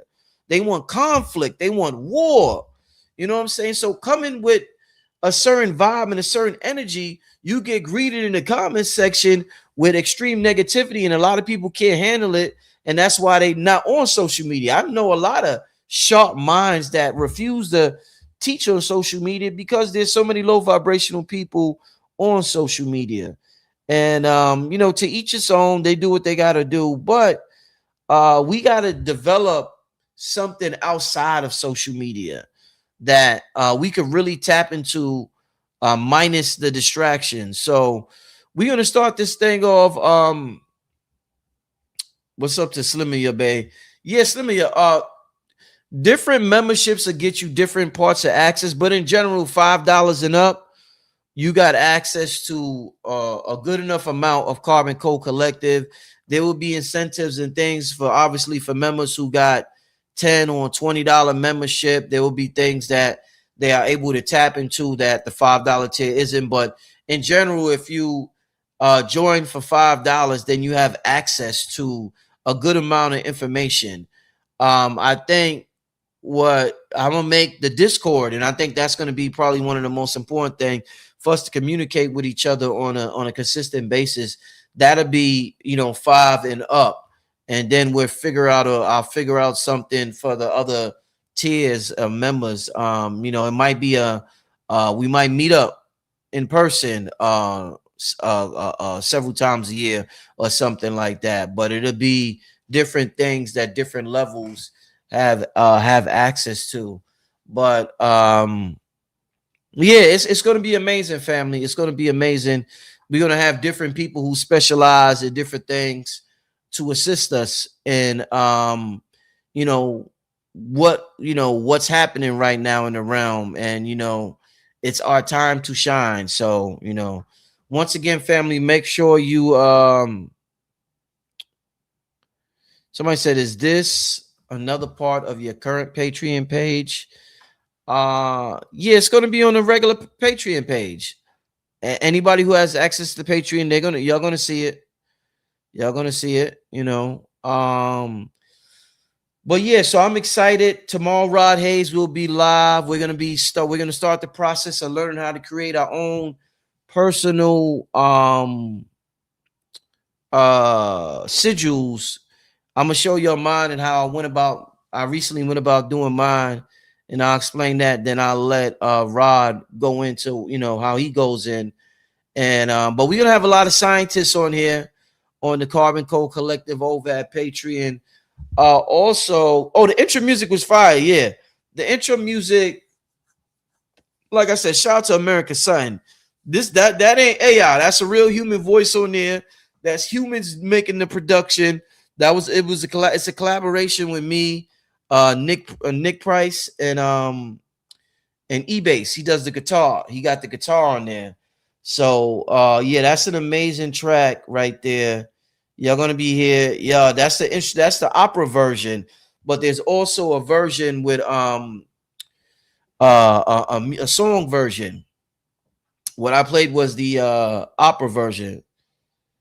I also want to share the link to the cigars. Make sure if y'all have it, um, get y'all some. Don't donate to get some cigars. I'm always always gotta look for the link. I gotta put the link at the top. Yeah, I made sure I dropped off a lot to Blue. I was at his farm, his garden, and I dropped some off to Blue. Blue absolutely loves them. He be tapping in with them. It's a great wow. Like it's such a good vibe. It's such. I'm trying to figure out how to explain it when you tap in with the cigars. But you know how the you don't feel alone. Like if you feel lonely, like if you have a thing where you feel lonely and you don't feel the presence of the spirit realm around you, when you tap in with the cigars and you see that smoke and the sacred geometry of the smoke, it really, you really know you're not alone in the universe. You really, really know you're not alone. And it has definitely increased my relationship with the unseen realm tenfold. So for that, I am thankful. And you know, with the, and that's another thing I want to say with me tapping in with the cigars and even with the Carbon Code Collective. One of the things that we have to get away from that's hurting a lot of people is what I would call spiritual cosplaying.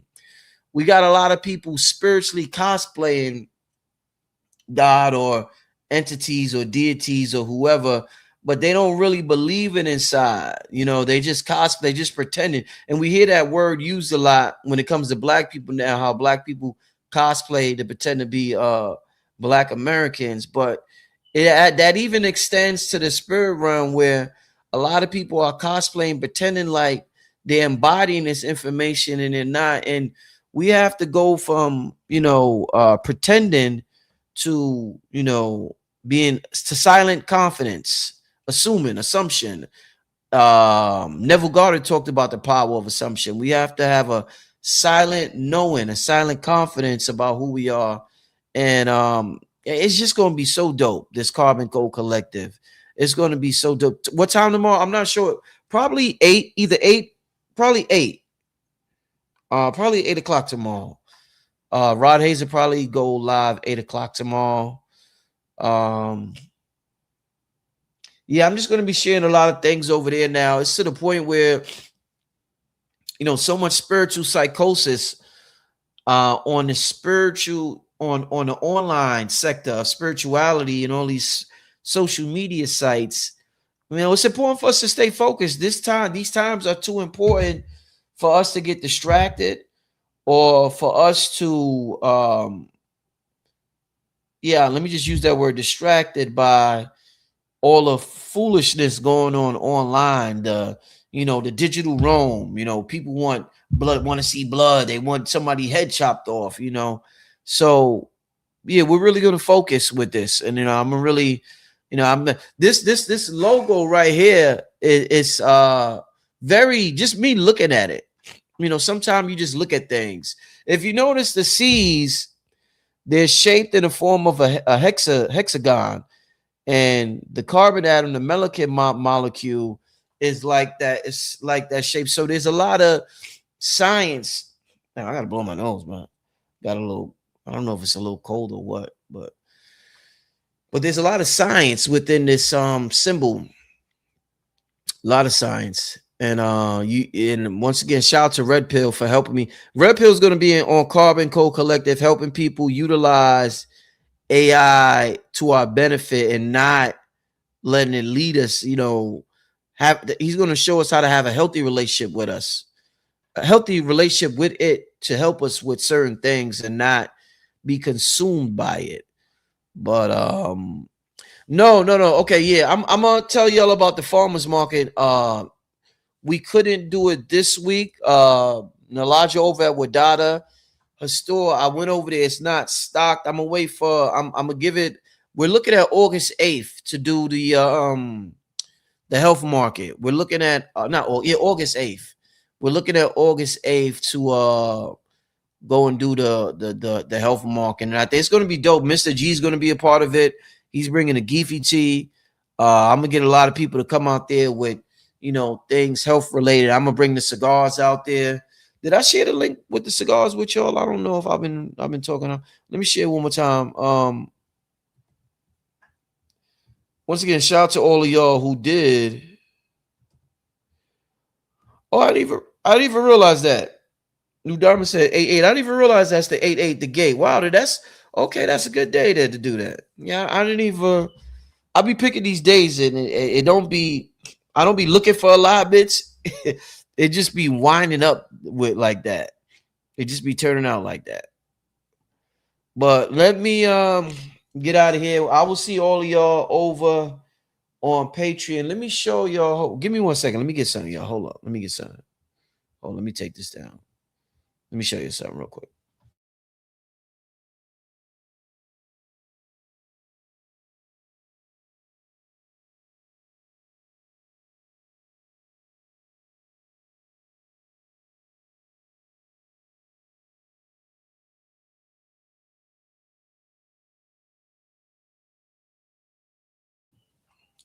I don't know if y'all seen me in the a show I did last week.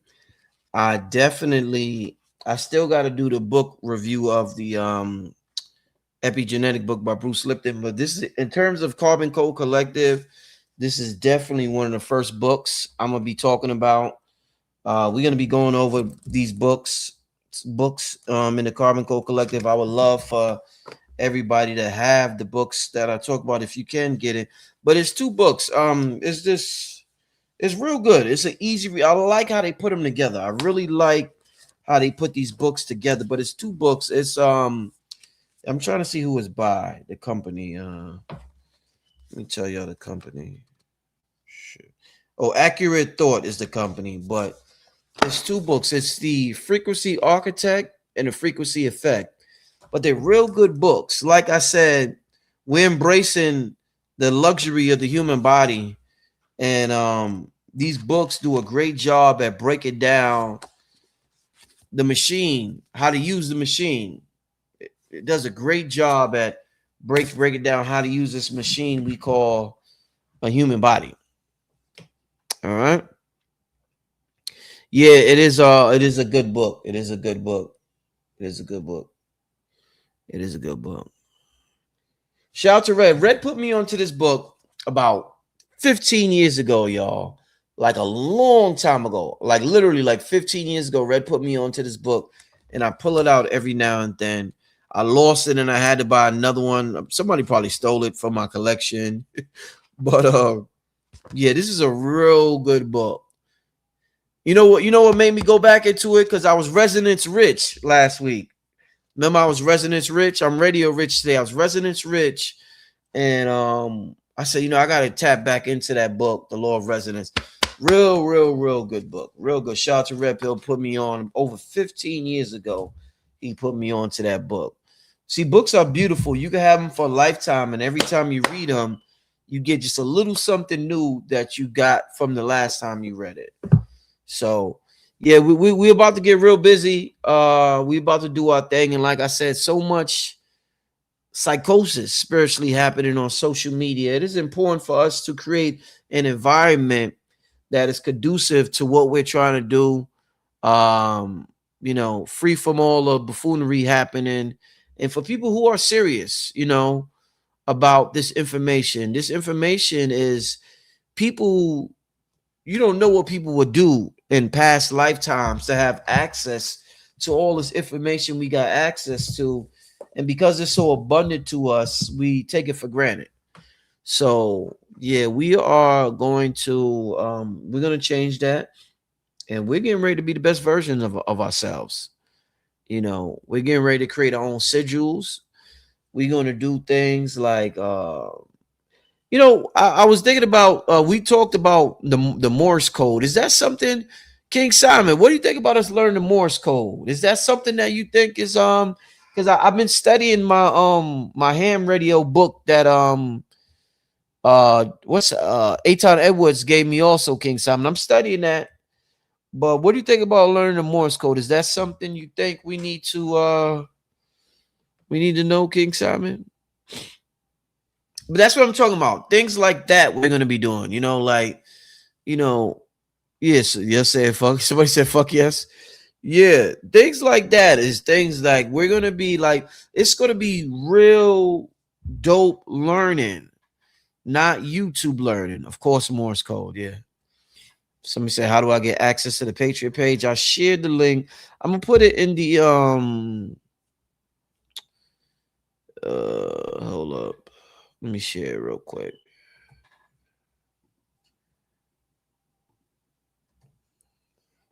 Somebody said, I hope I catch that. Well, it's gonna be on Patreon. That episode, what I'm talking about right now, this is all Patreon stuff. Carbon Code Collective stuff. Yeah, we're gonna be doing group meditations on the Carbon Code Collective. We're gonna be doing that.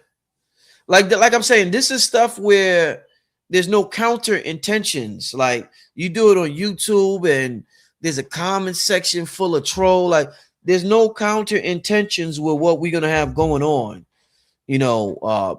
People are investing in themselves. When you invest in yourself, you ain't got time to bullshit. There may be a couple of weirdos, but they'll eventually, get weeded out. But in general, everybody's coming to this Carbon Code Collective with a good intention to really better themselves and to really tap into who they are. So meditation is, yeah, definitely gonna be tapping into that group meditation. Yeah, definitely. Yeah, King Sam Weaker. Yeah, I'm definitely the king over there.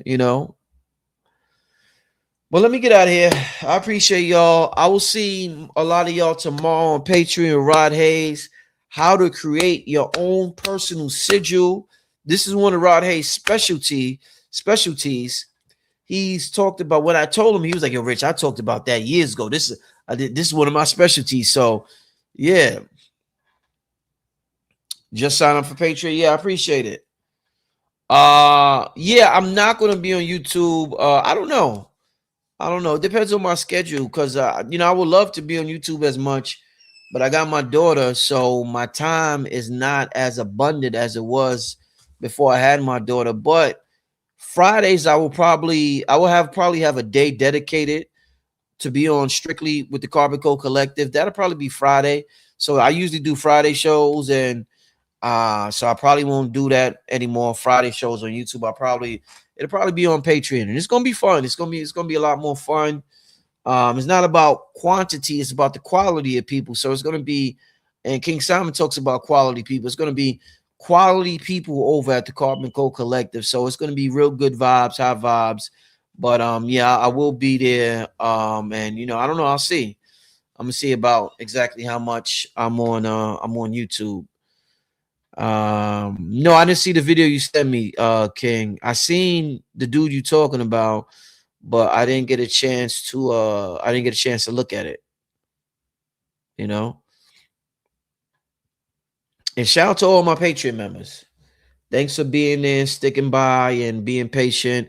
Phil still owe me a video. You heard of it? Phil told me he was gonna do a video 6 months ago in February. So he still owed me a video, but he's been busy doing what he's doing. So shout out to Phil. But eventually he'll get around to doing the video. But we're gonna be getting busy. It's not about, we're gonna get busy regardless, regardless of who's there on this Carbon Code Collective. Because we all celebrities over there. We all important. We all teachers. We all bring something to the table. And we all tapped in. So yeah, it's gonna be, it's gonna be what it's gonna be, let me see. Yeah, shout. Yeah, you'll see me tomorrow. Yeah, shout out to you. Soul Reason, shout out to you. I'm a vet. Shout out to the vets. I'm a vet and never use it, but we should make our own, like King Simon said, so we can be decoded. Indeed. Indeed. So we say radio have Rich, you have the same phenotypes as your statue. Yeah, a lot of people say the statue look like me. If you look at the eyes or the nose and the lips and all of that. And a lot of people say I look like, so I don't know. You know, I resonated with this. I seen the statue in the store. I bought this in the store in New York when I lived in New York. And I'm like, yo, I need that. I was like, yo, I need that. It's not, I wasn't waiting for intellectual confirmation. You know, like usually we say, based on what I studied, maybe I should get that. Let me observe it. Let me see the culture and what it's wearing. No, it was a vibrational uh feeling that I got that made me get it.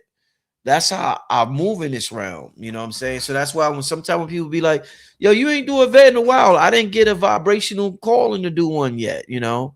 It's not what makes the events I do so good is not just about me trying to make a quick dollar and doing 100 events a year or 20. You get the point. I'm exaggerating, but it's like, you know, really, I really want to be, you know, I really want to be a part of my spirit, you know what I'm saying, when I do something. But like I told you, I do got some good announcements coming up. So they're rolling out slowly. So we finally got to the Carbon Code Collective. I've been talking about that since last year. But the announcements are rolling out slowly. We're getting started tomorrow with Rod Hayes. We're going to get into sigil making.